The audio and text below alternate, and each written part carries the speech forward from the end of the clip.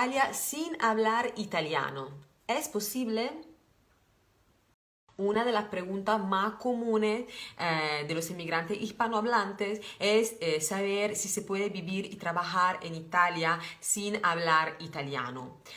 Por lo general, cuando uno decide mudarse a un país, el es aprender el idioma de ese país. Aunque la población más joven hable inglés y se puedan manejar otros idiomas, sobre todo en las grandes ciudades, es altamente recomendable que aprenda italiano para emigrar a Italia.